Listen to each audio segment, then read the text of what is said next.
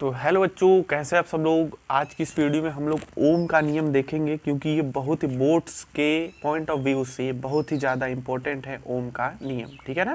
तो इसी सरल भाषा में हम लिख कर लाए हैं, जिसे आप लोग को बताएंगे, और इस वीडियो के बाद आप लोग को ओम का नियम अच्छे से याद हो जाएगा। ठीक है ना। तो चलिए, ओम का नियम होता क्या है, व्हाट इज ओम्स लॉ। तो यदि किसी चालक की भौतिक अवस्था में कोई परिवर्तन न करे, ठीक है ना। भौतिक अवस्था क्या होता है, जैसे ताप दाब यही सब होता है भौतिक अवस्था।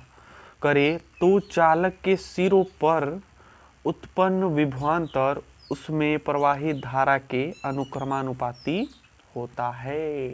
इसका क्या मतलब है, जैसे कोई चालक तार है, ठीक है, उसमें प्रवाहित धारा तथा उसमें अगर गलत बोल दी क्या, यदि किसी चालक की भौतिक अवस्था में कोई भी परिवर्तन न करे, ठीक है ना, जैसे उसके ताप दाब इस सब में परिवर्तन न करे, तो उसके सिरों पर जो विभवांतर उत्पन्न होता है भी वो किसके समानुपाती होता है, धारा के। धारा यानी आई के समानुपाती होता है, भी प्रोपोर्शनल आई। अब समानुपाती का चिन्ह हटाएंगे, अनुक्रमानुपाती या समानुपाती कुछ भी बोल सकते हैं, तो बराबर का चिन्ह आएगा। जब भी बराबर आता है तो एक कांस्टेंट आएगा। ठीक है, ये कांस्टेंट क्या है, आर। आर को बोलते हैं चालक का प्रतिरोध। ठीक है ना, आर क्या है, चालक का प्रतिरोध है। Are you clear to everyone.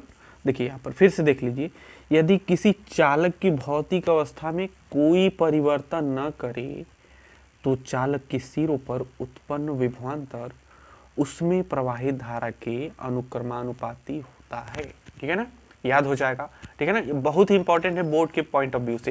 यदि कोई, एक मिनट, एग्जाम्पल न्यूमेरिकल भी देख लीजिए। एक एग्जाम्पल लेते हैं, एक चालक तार का प्रतिरोध 10 ओम है। ठीक है, एक चालक का प्रतिरोध कितना है, 10 ओम। क्वेश्चन नोट कर लीजिए अगर लिखना है तो।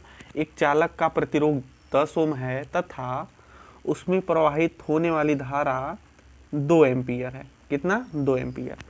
तो उस चालक में विभव कितना होगा, विभव, what is the potential of the conductor, विभव कितना होगा। तो V equal to I R क्या होता है, फॉर्मूला होता है। V इक्वल टू आई का वैल्यू है 2, R का वैल्यू है 10। तो 2 दहामी कितना हो जाएगा, 20 वोल्ट इसका विभव आ जाएगा। कितना, 20 वोल्ट। तो ये न्यूमेरिकल से भी हम ओम का नियम समझ लिए हैं। ठीक है ना। तो ओम का नियम क्या होता है, यदि न्यूमेरिकल आएगा तो आप लोग कर लेंगे, 2-3 नंबर का ऐसे करके आएगा न्यूमेरिकल। ठीक है ना, तो इसी नियम से हम न्यूमेरिकल भी सॉल्व कर सकते हैं। एक बार फिर से रिवाइज कर लीजिए इसको। ठीक है, वीडियो को बार बार देख लीजिएगा, बढ़िया से याद हो जाए। ठीक है ना, बोर्ड में आएगा तो इसे छोड़ना नहीं है, इसे पूरा करके आना बढ़िया से। जो जो लिखे हैं पूरा अच्छे से लिख कर आना है।